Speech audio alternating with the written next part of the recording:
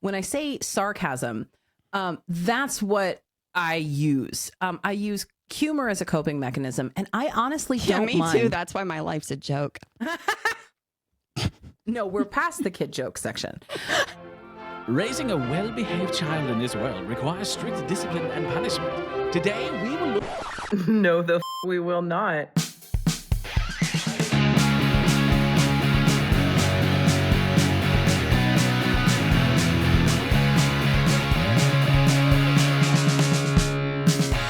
Hello and welcome to Childproof. I'm Gwenna Lathland. That's Tori Phantom. Your mom's Tori Phantom. Oh, all right. Normally, the intros take longer, but today we're talking about sarcasm, and I guess Tori's just jumping right in. I'm not jumping. You're jumping. Jumpy, jumped up jumper. Weren't you bullied as a kid? You should be better at this. Why do you think I was bullied? I'm not very good at it. Start the timer.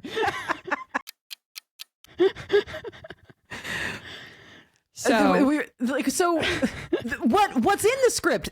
I'm just going to be really unprofessional about our own podcasting. What's in the script is we're now supposed to tell you about our shirts. But I have to tell you, I am so conflicted about bullying you, about bullying. I'm like, maybe I should make a shirt about that. We should make a shirt about that. Yeah. That's good. So anyway, we have shirts now. We do. We have more than shirts because of who I am as a person. And if I'm going to do something, I do too much. So we do have merch now. We have My Brain as a Horror Writer. Yeah. That is on a shirt. And that is for all of my anxious friends whose brain catastrophizes everything. If you're like me, then your brain is a horror writer too. We have the trauma button. Trauma dump. We also have, and I do apologize this in advance, I cannot tell you about my favorite shirt in our lineup without doing this. We have a shirt that just says, The Game. I just lost the game. I did too. And so, if you want to get that, there is on the YouTube, if you're on YouTube, there is a shop tab on our page. I will also link the merch in the video. In the description, it'll pop up. Well, it'll pop up now. There's like a cool feature. Yeah. And if you're not on our YouTube, if you're listening anywhere else, I will drop the link in the description. In the show notes. And I did make them all available as stickers as well. And our trauma button is a design. If you're just listening and not watching, it is a design with little buttons on it. So I did also make that as a little bag, like a makeup bag style, so that you can keep your trauma buttons in one trauma button label bag. I thought, I liked it. I Listen, thought it was we are clever. Accessible, if nothing else. Yeah, I probably made too many options, but I just want to make sure that all of my indecisive people have too many. Yeah, no, if you don't feel slightly overwhelmed by our merch shop, we have to try harder. Yes. So, and send us your ideas. If there's a shirt you want to see, if there's something we say a lot, we probably haven't realized it. So if you... honestly, I just realized we have to make a shirt with a timer on it. We should make a timer. That's great. Yeah, I like it. Okay, so today we're talking about jokes. Listen, I have twins. They are 6, almost 7 years old. They're in first grade right now. And we have entered my hands down favorite stage of kids learning humor. Oh, yeah. Oh, the jokes at this age are so fun. The jokes at this age are freaking... I'm so proud of you. They're freaking elite. I'm going to laugh when I go to edit this podcast and realize you've probably already cussed. That's typically what happens. For those that are new, for those that are just finding the episode, when we can't keep labeling our episodes explicit, and I exclusively am the reason we have to keep labeling our own episodes explicit. So I'm trying not to live up to my own name and be a mom who cusses, but not enough to get an explicit label. Yeah. And so we're proud of Gwenna for this. Yes. I'm trying. So anyway, toddler jokes. You can do hard things. Toddler jokes are absurdist, therefore hilarious. So a toddler learning humor, because humor it's a learned form of communication. But toddler jokes are absurdist. Toddler jokes are, they'll run up to you and go, dinosaur, wee, and then run away. And then just cackling. They think it's the funniest thing. Like babies laughing at like dad crunching a chip. Yes. That toddler and baby humor is really just them experiencing planet Earth for the first time. And most of what we do on this planet is freaking ridiculous. Just put freaking on a asinine t-shirt. activities that we do as human beings on Yes. the third rock from our sun. Yes. But then you get into like the pre-K jokes. Yeah.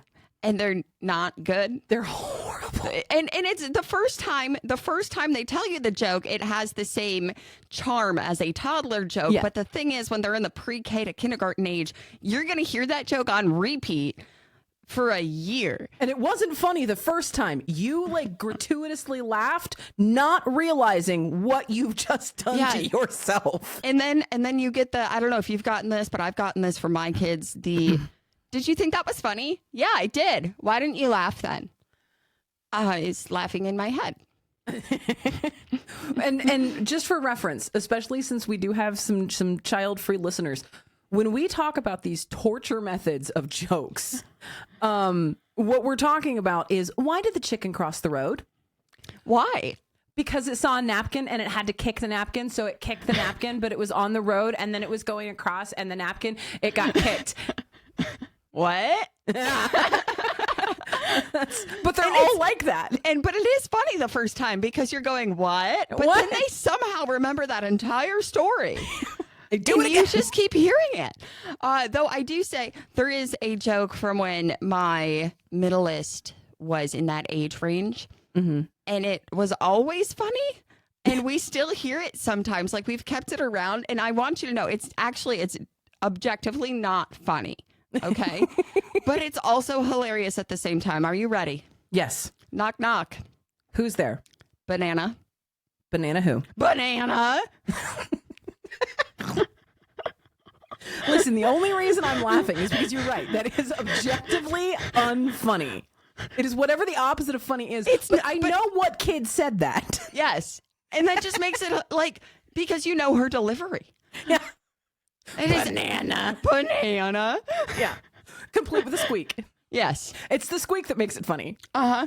And it's like the more times you hear that one, it's somehow funnier without ever being funny. Yeah. It's the Napoleon Dynamite of comedy.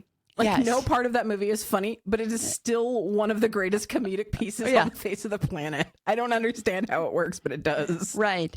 Vote for Pedro. But no, yeah.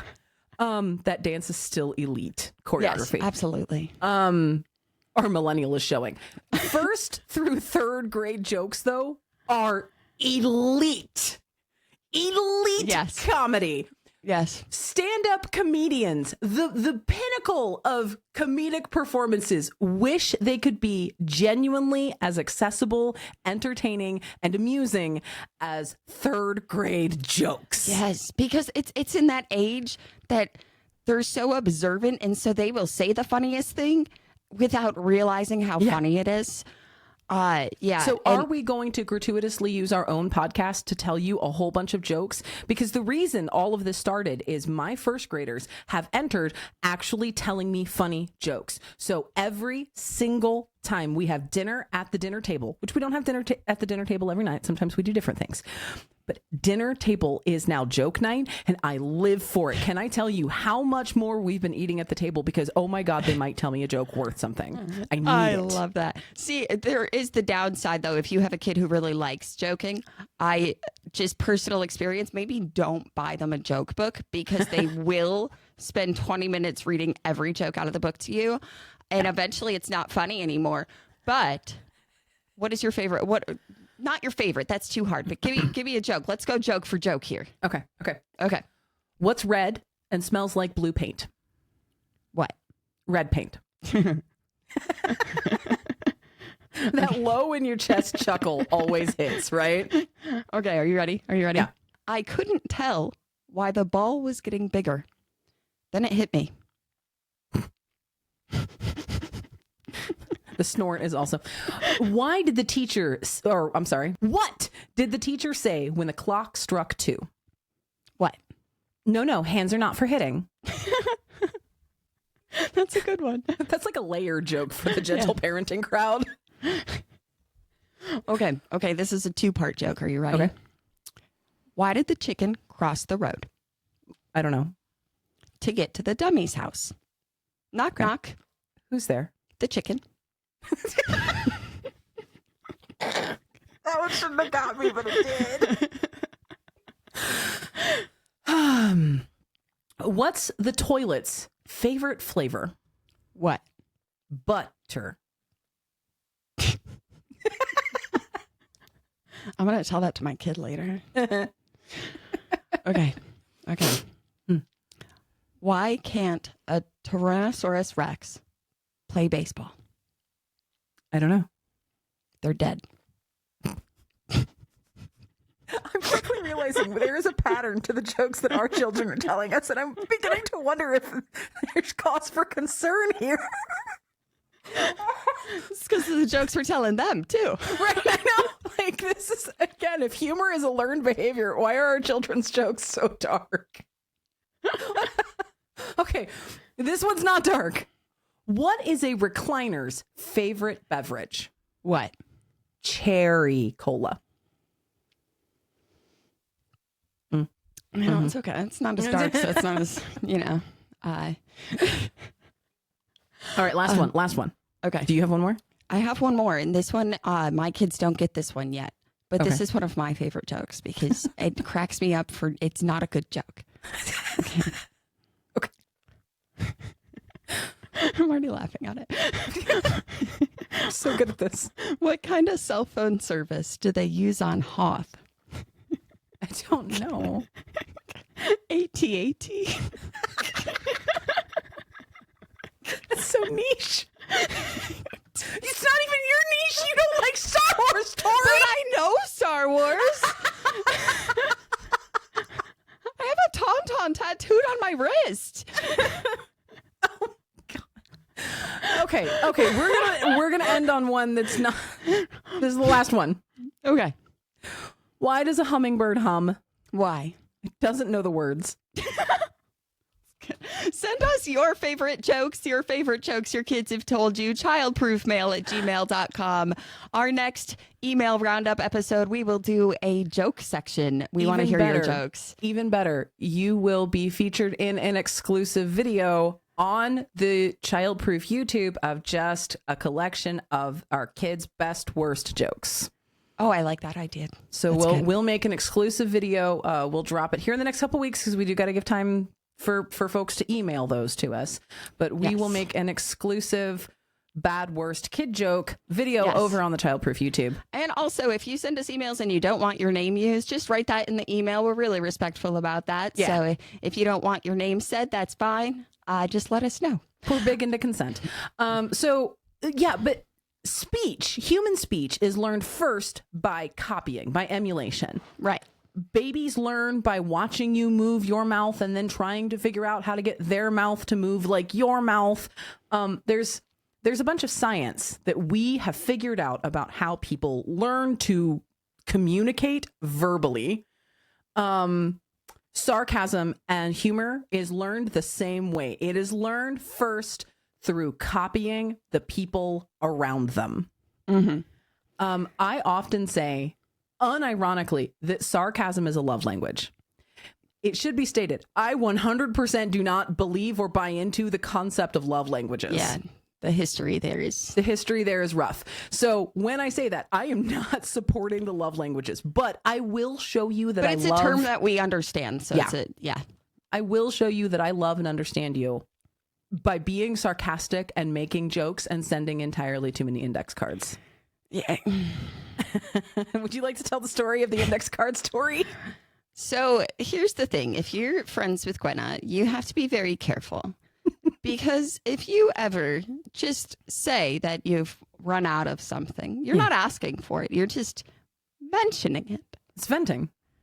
You will end up with more than you could ever need. And so this has happened a few times in my life of I don't know. few times in my I don't friendship know. with Gwenna, and one time we were texting about something, and I was like, I deserve a gold star, and Gwenna was like, I'm gonna send you all the gold stars.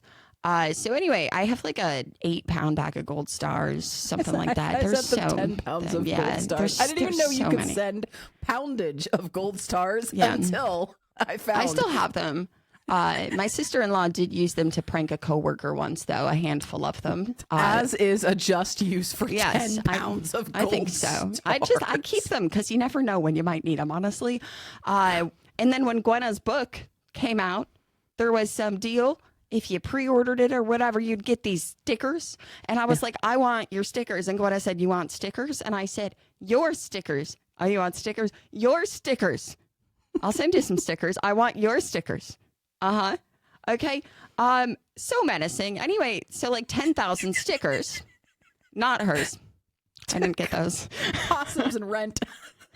That's mostly what I sent them. And then most recently, I went to make the history trading cards. I make them in bulk when I have a spare moment. And I realized, oh, I have like 2 index cards left. Now, this was shocking because I had bought like a 100 pack, something like that. And of course, we use index cards for other things too. So I think I've made 150 of these cards. Yeah. So I realized, oh, I'm almost out. And this was like a crazy thing to realize because that's a lot of art that I've done. Yeah. And I thought it was Yeah. cool. So I dropped it in our group chat and I was like, hey, I am out of index cards. And Gwada was like, oh, are you? I can help with that. You want blank ones? I think you want blank ones. So anyway, I have 3,000 that were delivered. But what's funnier about it is that I had, when I realized I was out, I was in the process of getting my own. So now I have 3,300. Okay, no. But I'm going to spill your tea here because shortly after my crop of 3,000 index cards arrived at their house, they texted me and they're like, you know what? I'm actually a little bit annoyed because the ones you sent me are a better quality than the ones I was buying myself. Yeah, I was annoyed and then immediately replaced by, wait, I don't have to worry about this because now I'm never going to run out of the good ones. Gwenna bought me name brand. Like, I don't do that. I am a chaotic Costco that spews forth supplies. Yeah. And unpredictable amounts and times. Yeah, it's just like an auto ship that you don't get to sign up for. Don't have any. Yeah, and but that's one of Gwenna's love languages. And I mean, in the same way, when I got the pre-release copy of your book, Yeah. and you wrote really nice messages for everybody, and I know that I am your best friend because mine just said "frick you." Only it didn't say frick. It didn't say frick. Tori once painted their entire office to look like my Yes. office. If you're watching on YouTube, it looks like we're in the same room. We're not. Yes. I'm in Oklahoma. They're in Kentucky. Yeah, and I think it's funny too because there are comments sometimes. I love that your office still looks like Gwenna, so I want to just clear that up. I permanently altered it. I actually sneaky wrote down the name of the paint that Gwenna used. I went out and I bought Rainforest paint by Bear. and I painted my office. It is only the corner. I went and I found the art that she has and I surprised her with it. I have the full prank video. We'll also post that on I our will YouTube. post that up on our YouTube. Because Gwenna had no idea. These are the kinds of harmless pranks that we play on each other. I have never once shipped Tori something without actually checking, hey, I'm going to ship this. Is this okay? Yeah. Yeah. I do get consent. And it's the consent. I never know if she's actually going to do it. Because you never know. She keeps you on your toes. But I never get a shipment of something that would bother me or would be too much. Because here's the thing. All those index cards, I'm going to keep a bunch of them and I'm going to donate the rest to the school. Yeah. That's, it's 10 harmless. pounds of gold stars sounds like a lot, but it came in just a large envelope. Yes. It sounds like a lot until you actually see what 10 pounds. It's kind of like when someone holds up $100,000 and it's just a stack of bills. It's $100,000. It's I've never worth seen someone $100,000. hold $100,000. It's always in the movies.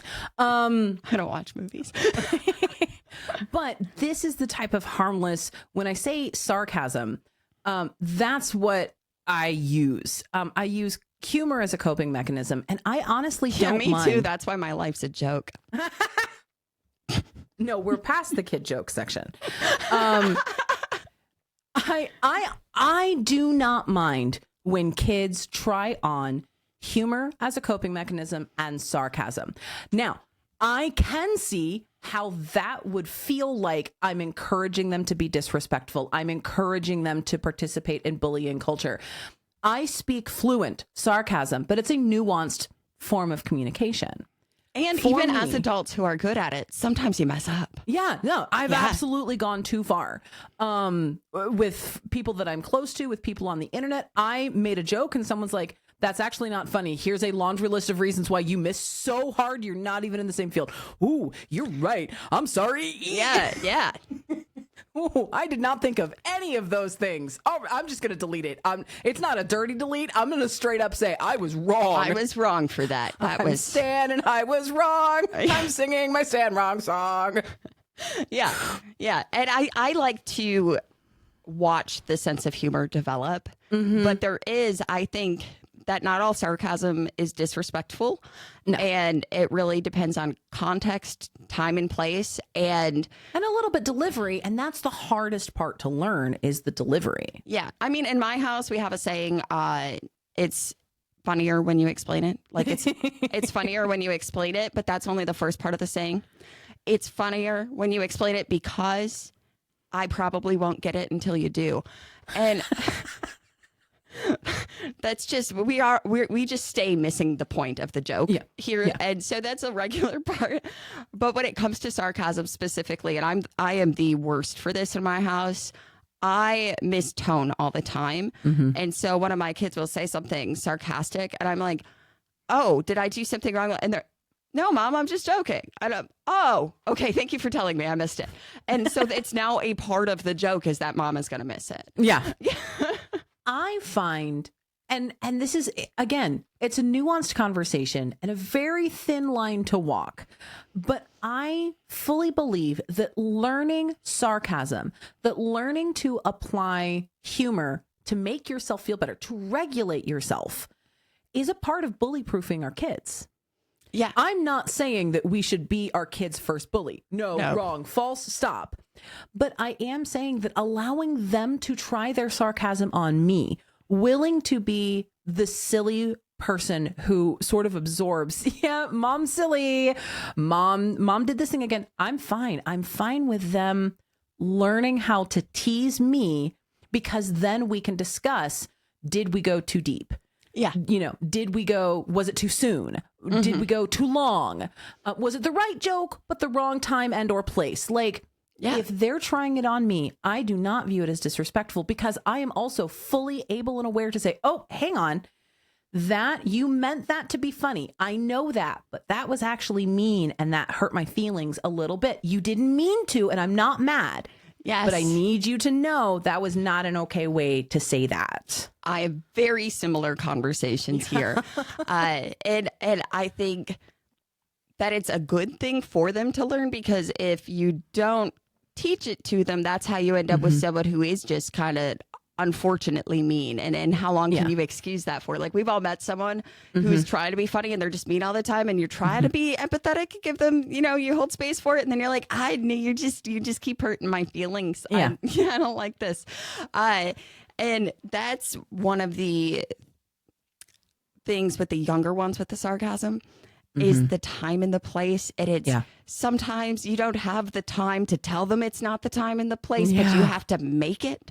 And that's a big one in our house right now, that like my youngest is a little too young for this joke, but now it's all she's doing is the, hey, can you go do this thing? No, why would I ever do that while doing it? Yeah. And I'm like, I'm so bored of this joke now because everyone is doing it all the time. Yeah. Like, I just needed you to put the spoon in the dishwasher. I see you doing it, but I cannot tell you how close I am to finding a new trigger I didn't know I had.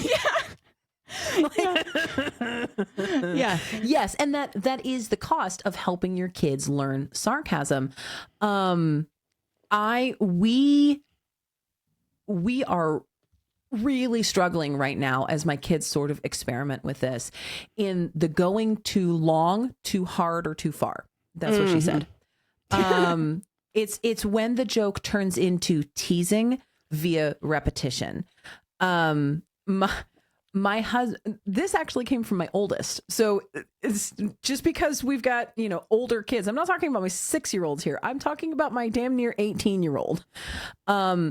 My husband thinks that knocking on wood is a silly practice. That is his belief, that when you say something, you're like, oh, well, the weather's been so nice right now. Someone will say, knock on wood, in case you have now poisoned the atmosphere with your words and the weather is going to get gross. So you knock on wood. My husband goes, what are the tree spirits going to do about it? They're probably already pissed we cut their tree down. Like, knocking on the wood is just going to disturb them. Stop it. Like, it's a thing. So now my oldest, every time, because we still exchange in that sort of that language, I'm like, oh, something is going to happen. Knock on wood. Yeah. And then my daughter will turn to my husband and go, to anger the tree spirits. But it started to, this has been going on for literal years now. Yeah. And my husband finally told me, he goes, hey, will you stop teasing me about the tree spirits? I didn't mean anything by it. It was a joke that I made at the time, but it's gone too far. Oh, yeah, absolutely. I'm sorry. Full stop.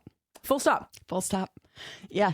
We have instituted the rule that no one in our family should ever have to repeat. Please stop. Yeah. Once a joke has found its limit with any human being, please stop. And we stop. We don't tease about tree spirits anymore. Yeah. And I think that's one of the reasons it's really important to give your kids space to experiment with humor and all of this, because it gives you a place to teach them how to read the room. Yeah. And that is a skill that is important for more than humor. Yeah.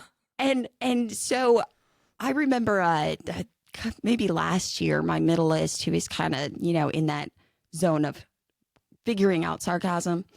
And we were getting ready in the morning, and we were almost to the point where we would be running late if we didn't get out very soon.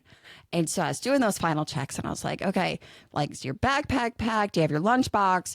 And this kid has this ability that is both impressive and terrifying to deliver anything with a straight face. And she can maintain it. She doesn't crack. Yeah. And so I'm rushing around doing all the final checks. And I said, do you have your backpack packed? You got your shoes on? And she goes, no. And I wasn't looking, right? Because I'm rushing around. And I was like, what? And I started, we got to go. And then she's like, oh, I didn't realize. And I was like, dude, and she's, I'm just kidding. I'm ready. And I was like, now is not the time for that. Yeah. This is not a good time. And so on the drive to school, I am explaining why that wasn't a good time and how that didn't hit. And maybe if you had said right away, I had this whole conversation, and I said, if it is a joke and you go on too long, so if you are pretending you didn't do something or that you did do something and it's a joke and you keep going for too long, now it just feels like a lie. Mm-hmm. And now, it can. Yeah. Now you're actually breaking other rules. Yes. She started since then asking me, Mom, is right now a good time to joke? Is that okay? When she's unsure. And I much prefer that than just being worried about it. I don't want her to silence herself. But now she's still funny all the time. But if she's unsure, if she's trying to read the room and struggling with that, is right now a right time for a joke? Yeah, it is. Okay, here's this really sarcastic remark. Yeah. Yeah, we have a lot of stop pauses, especially when we're back to the littles in my house, especially when the littles don't quite, when they sort of miss, where what they meant to be funny comes out mean, when they've gone on too long, or when they're actually making someone else the butt of the joke. Oh, they're not joking about a situation. They're not joking about a shared experience. They're actually... Oh, yeah? Well, you drool in your sleep. Okay, literally, we can't do anything about drooling in our sleep. Yeah. We can't tease people about things that we cannot physically help or prevent. Yes, that is So a now big we're one for bullying, us. we're not being sarcastic. Yes, that's a big one for us, is that our jokes should never punch down. And we talk about what that means is that we should be able to laugh with someone, not at them. We don't want to laugh at people. We want to laugh with them the same way that we want people to laugh with us, not at us. Right. And we talk about what that means and what that looks like. And, you know, in our house, we've talked a lot about language. There's the grown-up words, but then we also just have inconsiderate words. Yeah. And so like stupid, shut up, dumb, that kind of stuff, that's just language we just don't use. Right. And There's nothing wrong with them. And there are absolutely times when you can apply them correctly, safely, effectively. But honestly, you are not practiced enough to be able to call something stupid without it really going for the gut, without it aiming for blood. Yeah. And that I think is a big one too, is we talk about how we could punch sideways almost, right? Yeah. Like, because and this is a thing that my kids hear a lot. If one of my kids trips over their own feet, hits their head on a cabinet door they left open, just gravity affected them differently in that moment and they just fell over. Gravity effect. I will say to my kids, oh yeah, you're my kid. Yep, you got that from me. Yep. And that is that way of, I am also teasing myself in this moment. And I think that's like an important thing, is to be able to laugh at yourself. Yeah. Because it took me a long time. I had so much like internalized shame and, you know, Trauma dump. and so the way that impacted me is I was so easily embarrassed. I was so afraid of saying something wrong, doing something wrong, looking different, whatever it was. And I've come to a point where now I love that I can laugh at myself in front of my kids, because I think it gives them permission to make mistakes in a way that is silly as well. Well, and this is one of the places that we diverge, because something that I have long struggled with, hit the button. Trauma dump. Something I have long struggled with is I will beat somebody to the punchline. If I feel like you are about to dislike me, if you are about to confront me about some way that I am, I'll beat you to the punchline. Oh, I think you're going to call me stupid. I am dumb as hell. I will self-deprecate myself as a defense mechanism. Yeah. You can't hate me harder than I hate myself. That's what I always, anytime you get the internet hate comments and I'm like, you don't know me well enough. I am meaner to myself every day. Right. But what that leaks out as is self-deprecating humor. And once upon a time, I had the awakening moment where I'm in a store and my daughter spotted a squash. It was I am going to mispronounce this, and I think it is called coyote squash, but it's this very green. It is a Mexican, South American squash, and it's used a lot in South American and Latin cuisine. I knew what it was. My daughter didn't know what it was. She asked me, "Oh, Mom, what's that?" So I told her what it was. I was like, "What do you think it would be used for?" And she said, "Oh, I'm not smart enough to know that. What? Stop. Hold on. Yeah.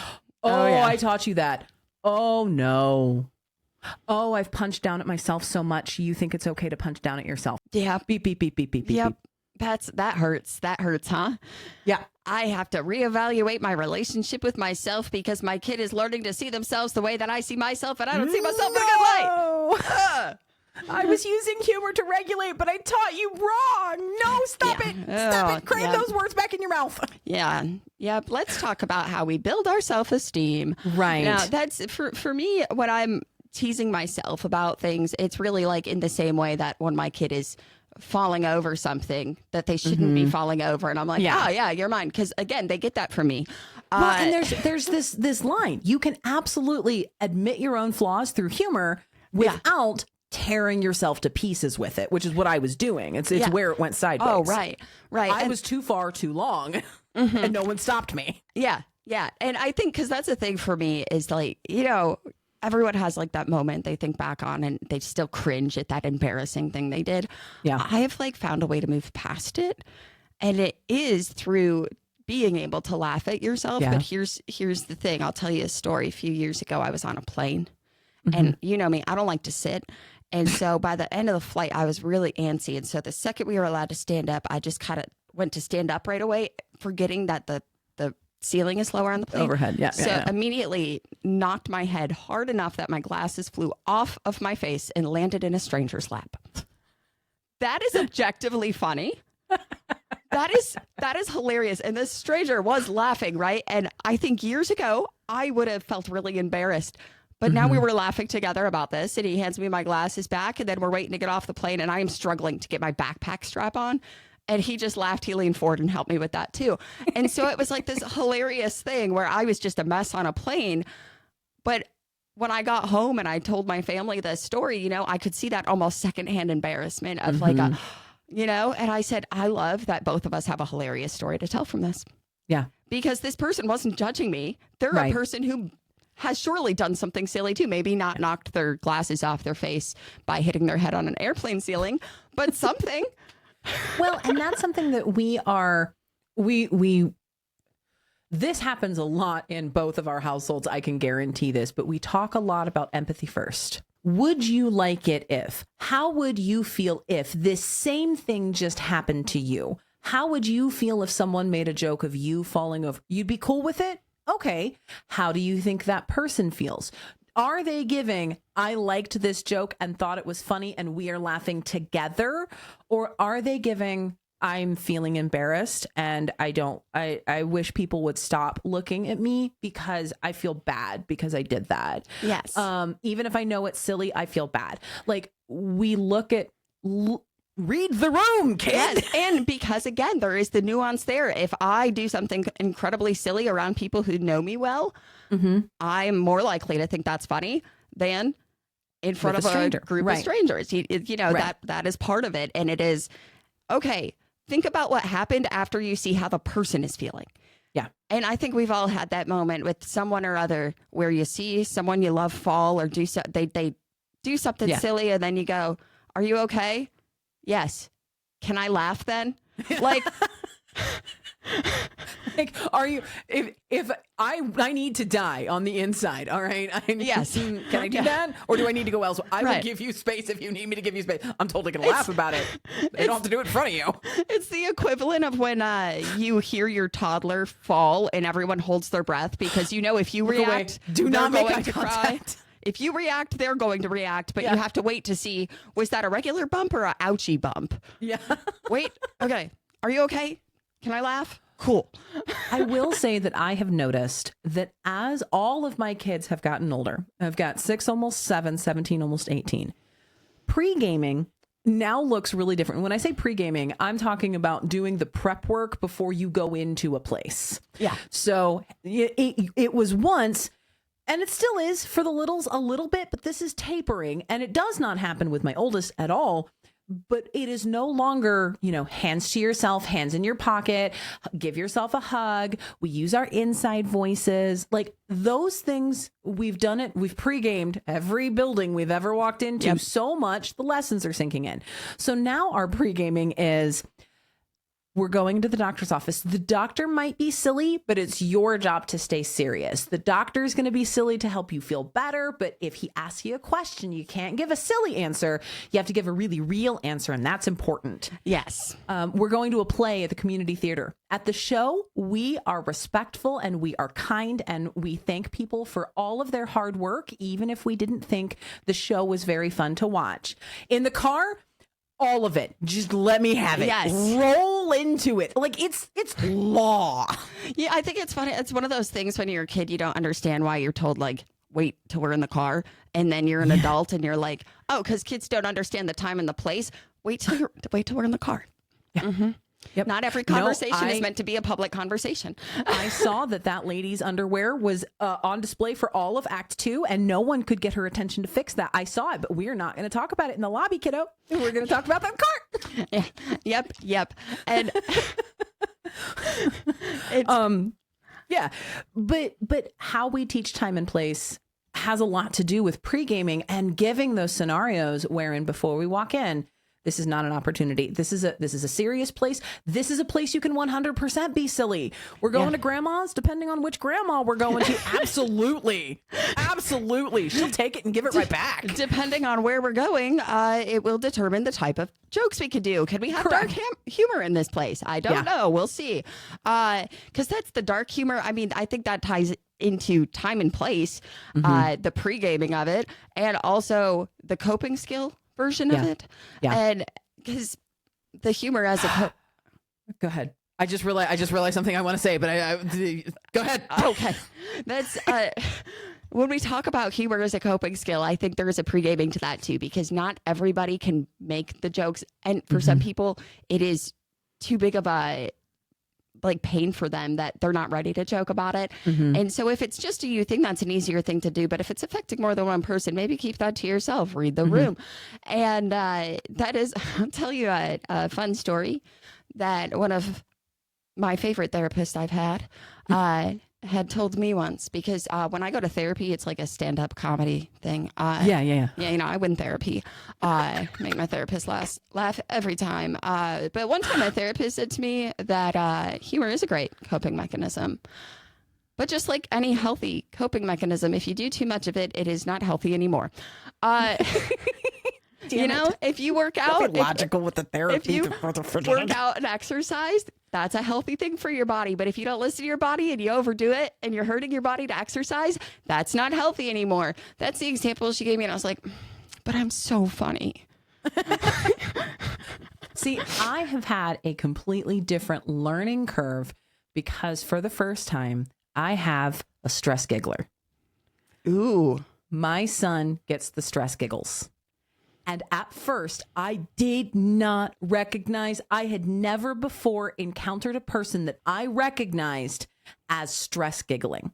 And it's a very common emotional response when your cortisol levels are high, when you're feeling scared or upset. I'll have to keep you being a stress giggler as a parent. So after, I think this will be a cool contrast. So I had never before encountered a stress giggler.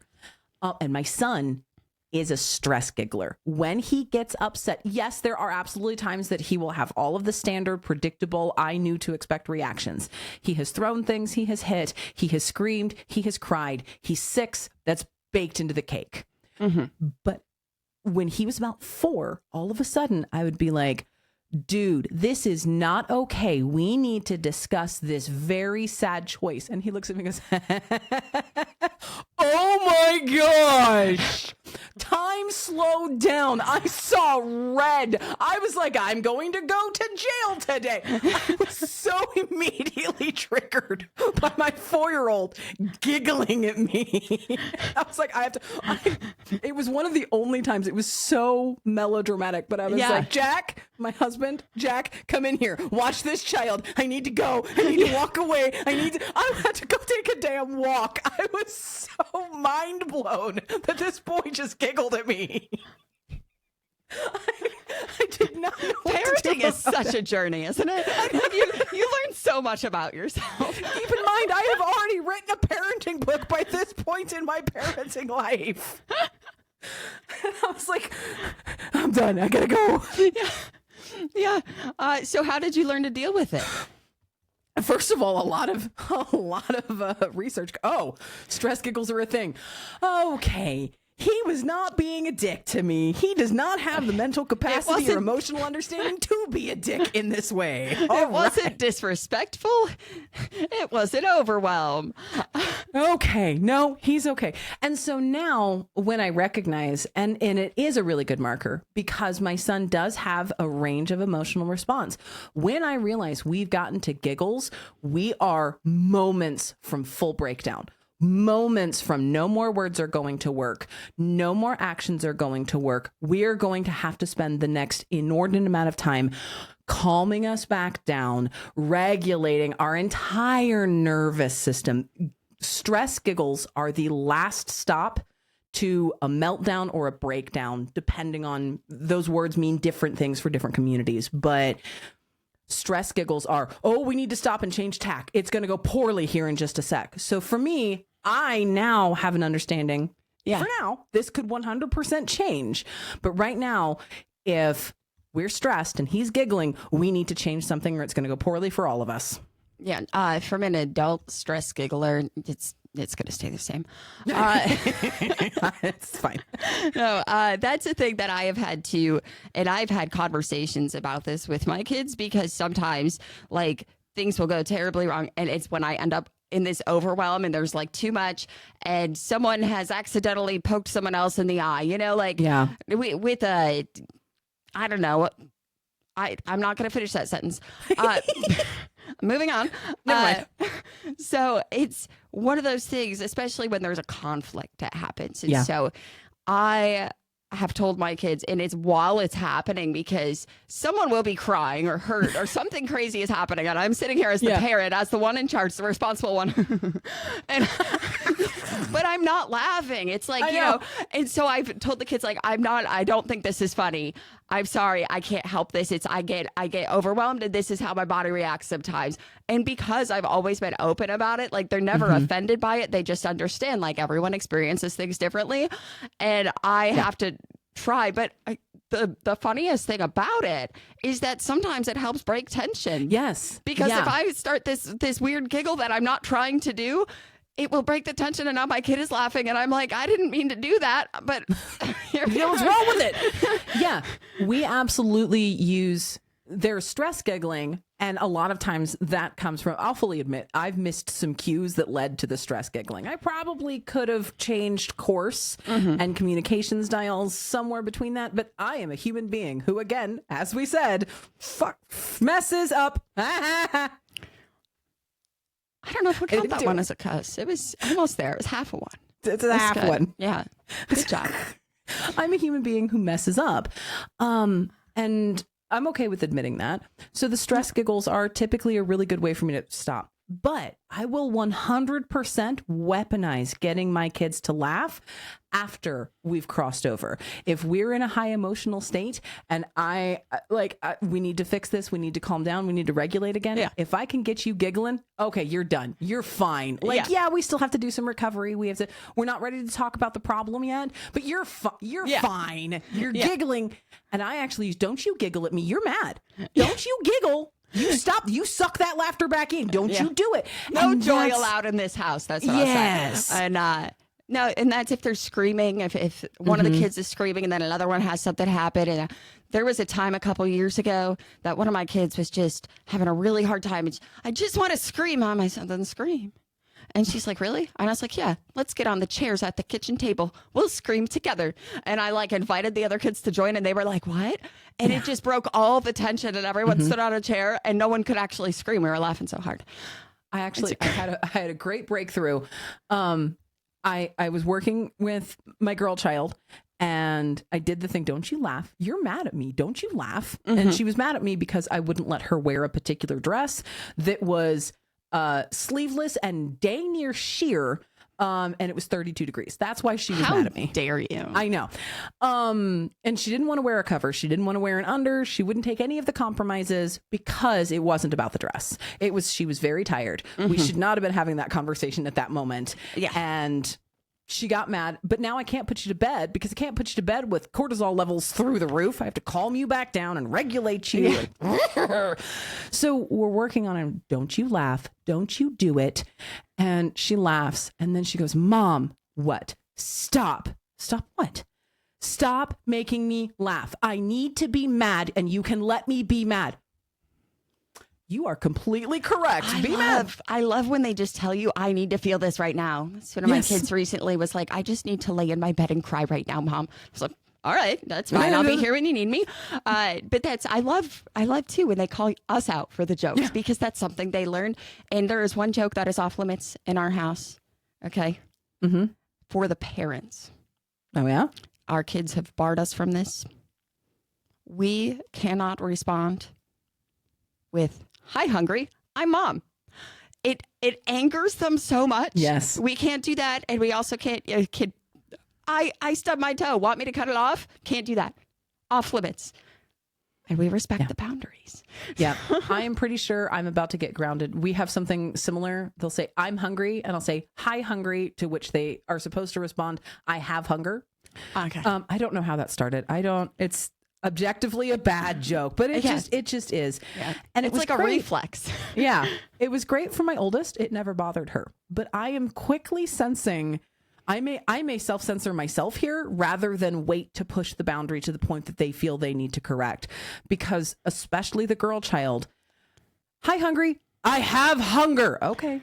Ooh, that came out sharp. Yeah, All right. Maybe I should. Maybe that's I'm a gonna have to boundary rein you don't myself need to in there. set. Yep. Oh, there's our timer. On I have hunger. I have hunger. I have timer. It be like that sometimes. Thank you for listening to Childproof. We do want to hear from you. Email us at the place you- childproofmail@gmail.com. And be One sure to day give us I will memorize that email. No, you won't. And be sure to give us a like, subscribe, turn on notifications on YouTube at Childproof Podcast. And wherever you listen to us, be it Spotify, Apple, any of the other streaming services, leave us a rating. All the places. We're so serious. It actually matters. Yes, and be sure to check out my new Founding Fathers YouTube series. That is on my personal YouTube channel. That is Tori Phantom. And also grab Gwenna's new book, The Soul's Guide to the After Death. Both are linked in our show description. And we think you'd like all of that. So... And remember, sometimes our kids are the assholes. And sometimes it's us and our jokes. That chicken joke is really bad, though. Yeah, I love it.